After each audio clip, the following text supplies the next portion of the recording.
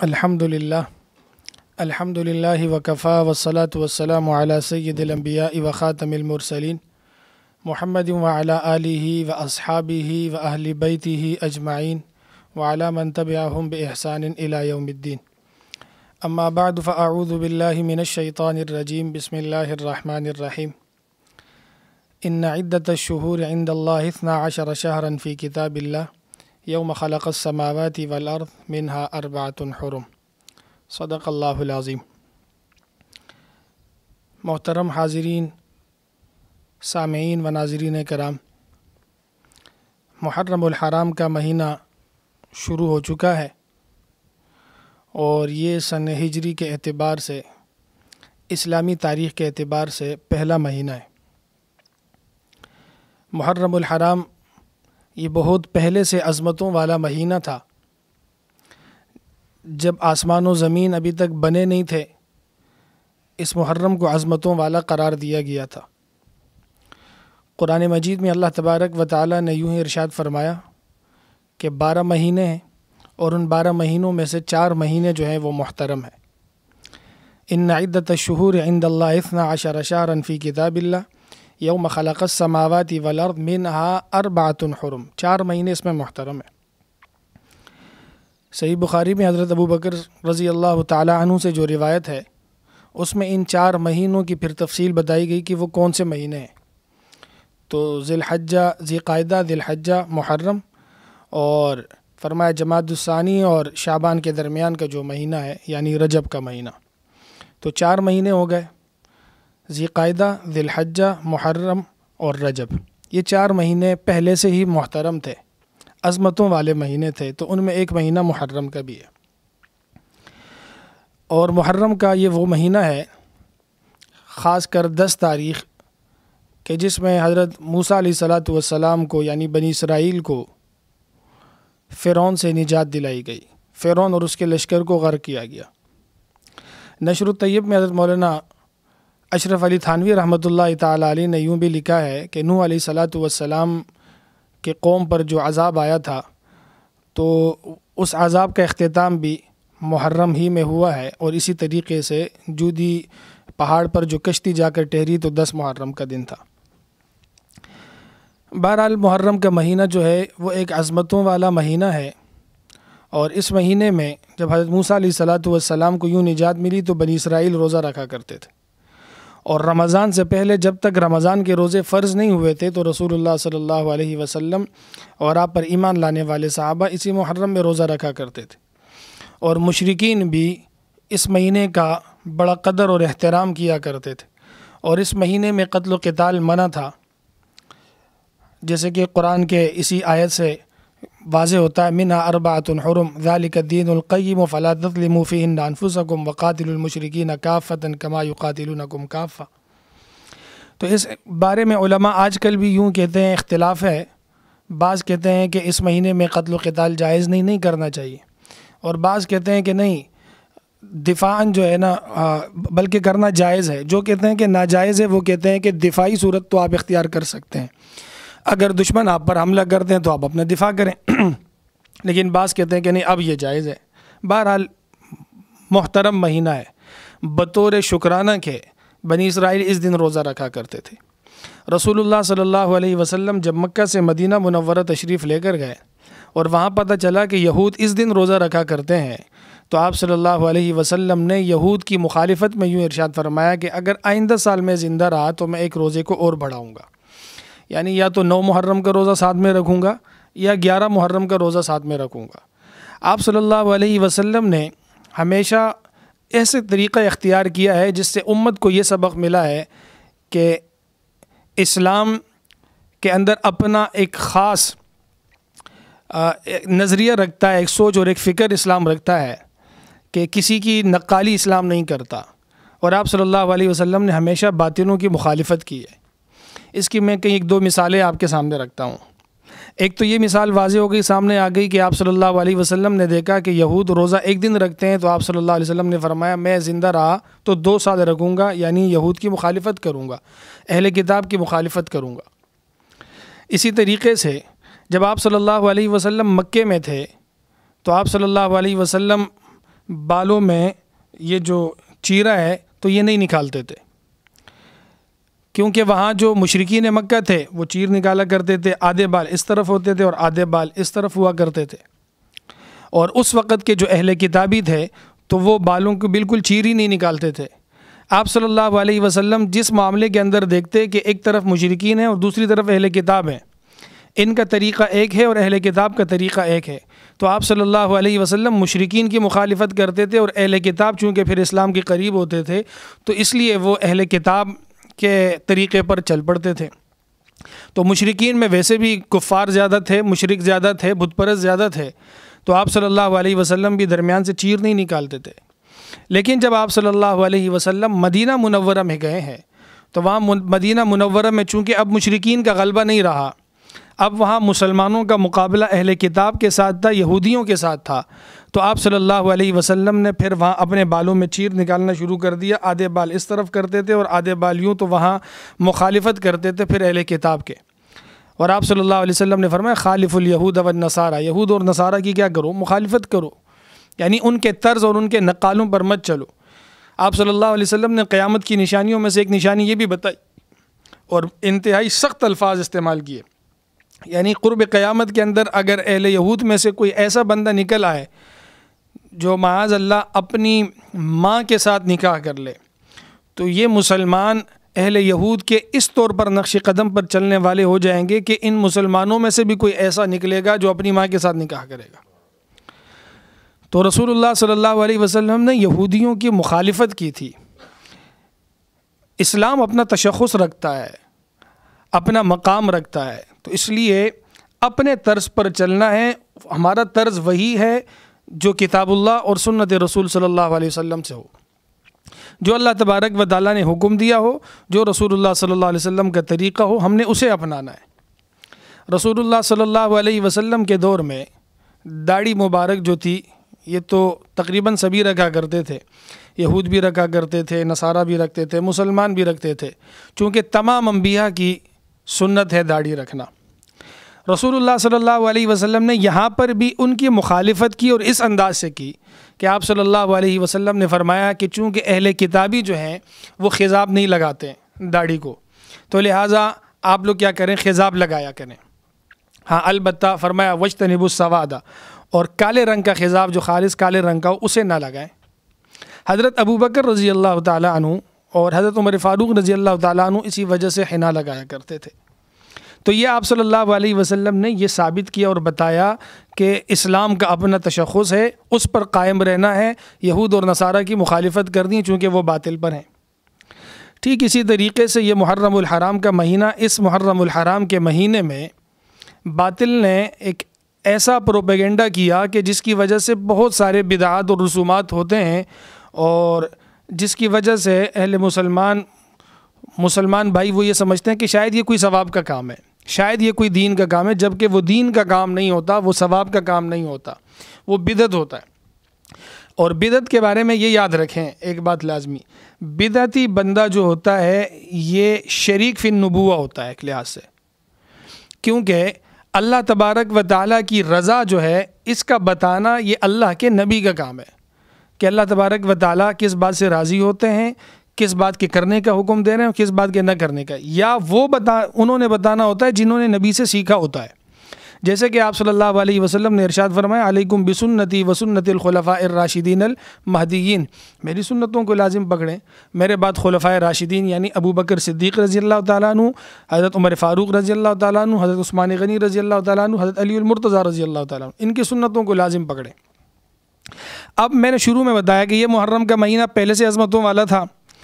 ہم نے یہ سوچا کہ یہ محرم کا مہینہ اس وجہ سے عظمتوں والا ہوا کہ حضرت حسین رضی اللہ تعالیٰ عنہ رسول اللہ صلی اللہ علیہ وسلم کے نواسے علی اور فاطمہ رضی اللہ تعالیٰ عنہ کے لخت جگر حضرت حسین رضی اللہ تعالیٰ عنہ شہید ہوئے، اس لیے شاید یہ محترم مہینہ ہے، جبکہ ایسا نہیں ہے۔ ہاں یہ محترم مہینہ اور محترم دن ہے، اس دن حضرت حسین رضی اللہ تعالیٰ عنہ کی شہادت کی وجہ سے حضرت حسین کا مقام اور مرتبہ اور شان و شوکت اور زیادہ بڑھ گیا کہ اللہ تبارک و تعالیٰ نے اتنا بڑا دن حضرت حسین رضی اللہ تعالیٰ عنہ کو نصیب فرمایا۔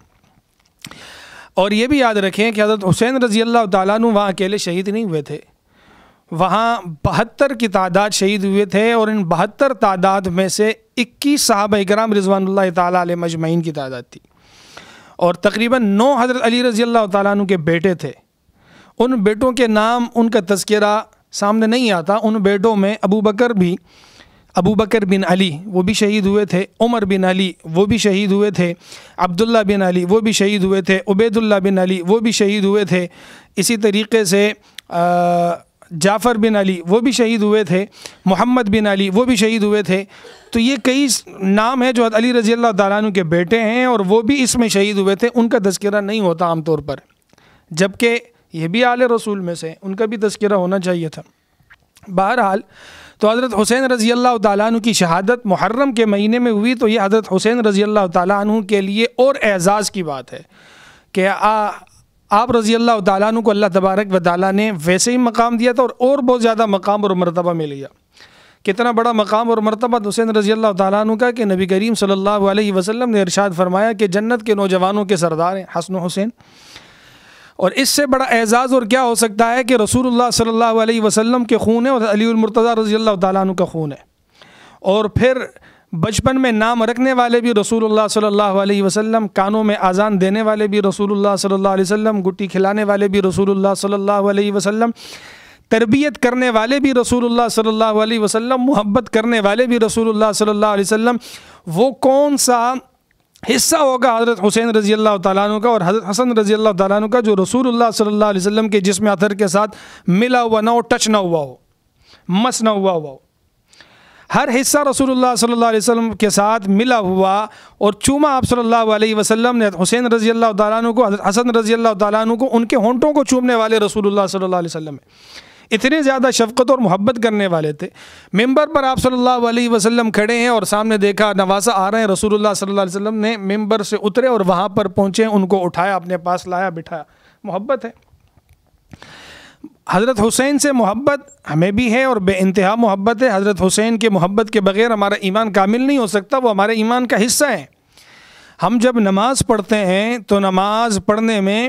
ہم اپنی نماز اس وقت تک مکمل نہیں کرتے ہیں جب تک ہم رسول اللہ صلی اللہ علیہ وسلم پر اور رسول اللہ صلی اللہ علیہ وسلم کی آل پر یعنی اہل بیت پر جب تک ہم درود نہ پڑھیں۔ ہم تشہد پڑھنے کے بعد پڑھتے ہیں نا اللہم صلی علی محمد وعلی آل محمد، تو ہم درود مکمل کرتے ہیں، اہل بیت پر درود پڑھتے ہیں، اس کے بعد اپنی نماز مکمل کرتے ہیں۔ اس وقت تک تو ہم اپنی نماز مکمل نہیں کرتے، ہمیں اتنی محبت ہے۔ البتہ اہل بیت کے جو طریقہ کار تھا، اصل عاشق وہ ہے، اصل محبت کرنے والا وہ ہے جو ان کے نقش قدم پر چلنے والا ہو۔ اب رسول اللہ صلی اللہ علیہ وسلم نے ویسے ہی اپنے آپ کو مارنا پیٹنا اس سے منع کیا ہے، ماتم کرنے سے منع کیا ہے، اور کالے لباس پہن کر اپنے آپ کو مارنا اور اس کو پھاڑنا اس سے بھی رسول اللہ صلی اللہ علیہ وسلم نے منع کیا ہے۔ مزامیر سے آپ صلی اللہ علیہ وسلم نے منع فرمایا، اور یہاں تک رسول اللہ صلی اللہ علیہ وسلم نے ارشاد فرمایا کہ میں گانوں کے آلات کو توڑنے کے لیے بھیجا گیا ہوں، میں گانوں کے آلات کو ختم کرنے کے لیے بھیجا گیا ہوں۔ تو ان میں یہ ساری چیزیں چلتی ہیں جو کہ فی نفس ہی حرام ہے۔ مقصد یہ ہوا کہ دو چیزیں ایسی ہیں اس ماہ محرم کے اندر کہ جو کہ حرام ہے۔ ایک وہ چیز کہلاتی ہے جو فی نفس ہی حرام ہے، جس کے بارے میں رسول اللہ صلی اللہ علیہ وسلم نے پہلے سے ہی اسے حرمت کا کہا ہو، اور دوسری قسم کی چیز وہ ہے جو فی نفسی حرام نہیں تھی، مباح تھی، لیکن عقیدے کی فساد کی وجہ سے وہ بھی حرام ہو گیا۔ فی نفسی حرام ہونے میں نے بتایا جیسے ماتم کرنا یہ حرام ہے، اور خاص طور پر ہمارے ہاں جب ہم کالے کپڑے ان دنوں کے اندر پہنتے ہیں اور ہم اپنے آپ کو یہ ظاہر کرتے ہیں کہ ہم بھی ان کے ساتھ ہیں اور حضرت حسین کے غم میں ہم بھی شریک ہیں۔ حضرت حسین رضی اللہ تعالیٰ عنہ کے غم میں ہم ایک دن کے لیے 10 دن کے لیے شریک نہیں، ہم سارا سال شریک ہیں۔ لیکن مسئلہ یہ ہے کہ کالے کپڑے پہن کر ان کو تقویت دینا یہ چیز جائز نہیں ہے، اور آپ صلی اللہ علیہ وسلم نے ہم مخالفت کی ہمیشہ، اور ہمیں بھی مخالفت کرنا چاہیے۔ اسی طریقے سے اپنے آپ کو مارنا پیٹنا اس سے آپ صلی اللہ علیہ وسلم نے منع فرمایا۔ اسی طریقے سے ایک سلسلہ یوں بھی کرتے ہیں، کہتے ہیں کہ محرم الحرام کا جو مہینہ ہے یہ معاذ اللہ یہ منحوس مہینہ ہے، حالانکہ ایسا نہیں ہے۔ مہینے سارے کے سارے اللہ تبارک و تعالیٰ کے ہیں، دن سارے کے سارے اللہ تبارک و تعالیٰ کی، راتیں ساری کی ساری اللہ کی، مکانات جگہ سب اللہ تبارک و تعالیٰ کی، انبیاء سارے کے سارے اللہ کے، صحابہ سارے کے سارے اللہ کے، جتنے بندے ہیں سارے اللہ کے۔ لیکن ان سب میں کچھ نہ کچھ فرق اللہ تبارک و تعالیٰ نے رکھا ہے۔ راتیں ساری راتیں ہیں، لیکن لیلۃ القدر کو اللہ تبارک و تعالیٰ نے ایک الگ مقام دیا ہے۔ دن سارے کے سارے بہتر، لیکن جمعے کے دن کو اللہ تبارک و تعالیٰ نے تمام دنوں کا سردار قرار دیا ہے۔ رسول اللہ صلی اللہ علیہ وسلم نے اسے سردار قرار دیا ہے۔ مہینے سارے کے سارے جو ہیں وہ بہتر ہیں، لیکن رسول اللہ صلی اللہ علیہ وسلم نے رمضان کے مہینے کو تمام مہینوں کا سردار قرار دیا ہے۔ اسی طریقے سے علاقے جو ہیں، شہر جو ہیں، زمین، یہ ساری کے ساری ہے، الگ الگ ہیں، لیکن مساجد، ان سب میں مساجد پھر اللہ تبارک و تعالیٰ کے گھر ہیں اور اللہ کو سب سے زیادہ پسندیدہ ہے۔ پھر ساری مساجد ہیں، مسجدیں ہیں، لیکن ان مسجدوں میں سب سے زیادہ اللہ تبارک و تعالیٰ کو بیت اللہ شریف پسند ہے، وہاں اور زیادہ ثواب ہے۔ پھر اس کے بعد مسجد نبوی ہے، پھر مسجد اقصیٰ ہے۔ تو ان کے اللہ تبارک و تعالیٰ نے فرق رکھا ہے۔ انبیاء سارے کے سارے اللہ تبارک و تعالیٰ کے نبی، لیکن رسولوں کو اللہ تبارک و تعالیٰ نے ان پر فضیلت دی۔ پھر سارے رسولوں میں اللہ نے 4 رسولوں کو فضیلت دی۔ پھر ان میں اللہ تبارک و تعالیٰ نے رسول اللہ صلی اللہ علیہ وسلم کو اس مقام پر پہنچایا، فرمایا کہ بعد از خدا بزرگ تو یہ قصہ مختصر۔ تو یہ اللہ تبارک و تعالیٰ کا نظام ہے، اللہ کے فیصلے، اللہ جس کو چاہے اٹھائیں، جس کو چاہے رکھیں۔ تو محرم الحرام کا مہینہ یہ وہ مہینہ ہے جس کے بارے میں رسول اللہ صلی اللہ علیہ وسلم نے فرمایا یہ اللہ کا مہینہ ہے۔ تو محرم اللہ کا مہینہ ہے، یہ عظمتوں والا مہینہ، پہلے سے عظمتوں والا مہینہ، یہ منحوس نہیں ہو سکتا، لیکن اسے بعضوں نے منحوس قرار دیا اور یہ کہا کہ محرم الحرام میں نکاح کرنا ٹھیک نہیں ہے، اس کی وجہ سے پھر جو ہے خرابیاں آتی ہیں، پھر گھر کے اندر رزق کی تنگی ہو جاتی ہے، اولاد نہیں ہوگی تو یہ نہیں ہوگا، وہ نہیں ہوگا، بہت ساری باتیں ہیں۔ میں اتنی بات بتا دوں کہ محرم الحرام میں شادی رسول اللہ صلی اللہ علیہ وسلم کی سنت، محرم الحرام میں شادی حضرت علی کی سنت، یعنی اہل بیت کی بھی سنت ہے اور رسول اللہ صلی اللہ علیہ وسلم کی بھی سنت ہے۔ کیوں؟ حضرت صفیہ رضی اللہ تعالی عنہ کے ساتھ نکاح رسول اللہ صلی اللہ علیہ وسلم نے محرم کے مہینے میں کیا تھا، اور اسی طریقے سے حضرت علی رضی اللہ تعالی عنہ اور حضرت فاطمہ الزہرا رضی اللہ تعالی عنہ، ان دونوں کے مابین جو نکاح ہوا تھا وہ بھی محرم ہی کا مہینہ تھا، جس پر خرچ کرنے والے حضرت عثمان غنی رضی اللہ تعالی عنہ تھے اور ان کے گواہ ابو بکر اور عمر رضی اللہ تعالی عنہما تھے۔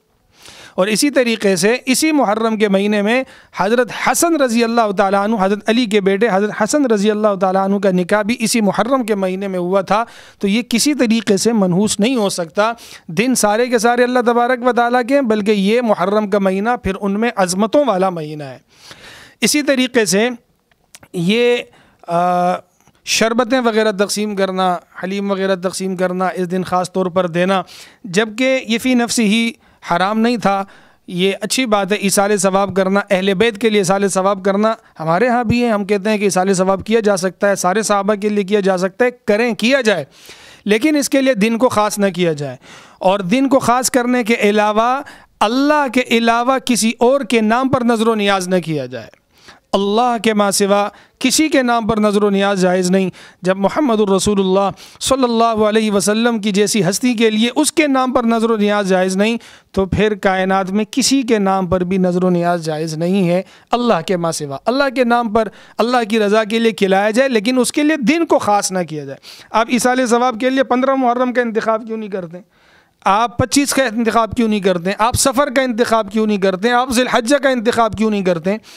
خالص 9، 10 اور 2 محرم الحرام سے لے کر 10 محرم الحرام تک کا انتخاب کیوں نہیں کرتے؟ کہتے ہیں جی ان دنوں کے اندر وہ پیاسے تھے اور ان کی وہ پیاس باقی رہتی ہے، جب ہم پانی پلا لیتے ہیں تو ان کی پیاس بجھ جاتی ہے۔ انتہائی غلط اور احمقانہ باتیں ہوتی ہیں یہ کرنے کی۔ قرآن کہتا ہے بل احیاء عند ربہم یرزقون، کہ وہ شہید جو ہیں وہ تو زندہ ہیں اور اپنے رب کے ہاں وہ رزق کھاتے ہیں، اللہ تبارک و تعالیٰ ان کو کھلا رہے ہیں، پلا رہے ہیں، ان کا تو اعزاز ہے۔ بلکہ وہ روز، ہمارا تو عقیدہ یہی ہے کہ حضرت حسین رضی اللہ تعالیٰ عنہ روز کم از کم 2 مرتبہ اللہ کی زیارت کرتے ہیں۔ شہید اللہ تبارک و تعالیٰ کی 2 مرتبہ زیارت کرتا ہے، حضرت حسین رضی اللہ تعالیٰ عنہ زیارت کرتے ہیں، اور ہمیں بے شمار فیصد سے بھی زیادہ اس بات کا یقین اور اعتماد ہے کہ حضرت حسین رضی اللہ تعالیٰ عنہ وہ جنت کے نوجوانوں کے سردار ہیں، جنتی ہیں، پکے جنتی ہیں، اور اللہ تبارک و تعالیٰ کے ہاں انہیں بہشت کا کھانا مل رہا ہے، اسے جنت کا رزق نصیب ہو رہا ہے اور وہ کھا پی رہا ہے۔ اب ان کی زندگی جو ہے وہ بڑے مزے کی ہے۔ البتہ 10 محرم کو جو ان کے ساتھ واقعہ پیش آیا تھا، یقینی بات ہے کہ انتہائی المناک واقعہ تھا، انتہائی دردناک واقعہ تھا، غمگین واقعہ تھا، بہت ظلم ہوا تھا حسین رضی اللہ تعالیٰ عنہ کے ساتھ۔ ایک بات اس میں ہمیشہ یاد رکھیں، ہماری طرف بعض اوقات یہ ذہن بنایا جاتا ہے کہ یہ یزیدی ہیں۔ میں ہمیشہ یوں کہا کرتا ہوں کہ دیکھو حضرت حسین رضی اللہ تعالیٰ عنہ کا مقابلہ جب یزید کے ساتھ آ جائے، ہم حسینی ہیں۔ ہم کون ہیں؟ ہم حسینی ہیں۔ ہم حسینی ہیں،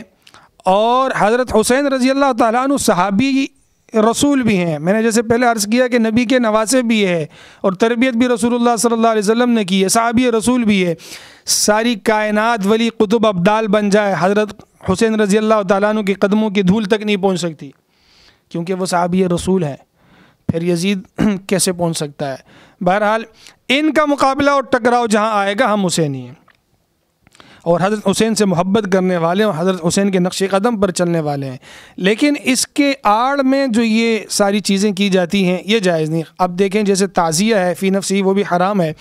تعزیے میں سارا شرک کیا جاتا ہے، اور ان کی طرف پیٹ نہیں کیا جاتا، اور یہ کہا جاتا ہے کہ اس تعزیے کے اندر امام حضرت حسین رضی اللہ تعالیٰ عنہ کی جو شبیہ موجود ہے، اور اس قسم کے باتیں وغیرہ کرنا اور شرک کے سارے کام کرنا، یہ ٹھیک نہیں ہے۔ اللہ تبارک و تعالیٰ سے دعا ہے کہ اللہ تبارک و تعالیٰ اس ماہ محرم الحرام کے اندر جتنی بدعات اور رسومات ہیں، اللہ تبارک و تعالیٰ ان کا خاتمہ فرمائے۔ حضرت حسین، اہل بیت رضوان اللہ تعالیٰ علیہ مجمعین، رسول اللہ صلی اللہ علیہ وسلم، تمام صحابہ کرام رضوان اللہ تعالیٰ علیہ مجمعین، ان سب کے نقش قدم پر ہمیں چلنے کی توفیق نصیب فرمائے۔ وآخر دعوانا ان الحمد للہ رب العالمین۔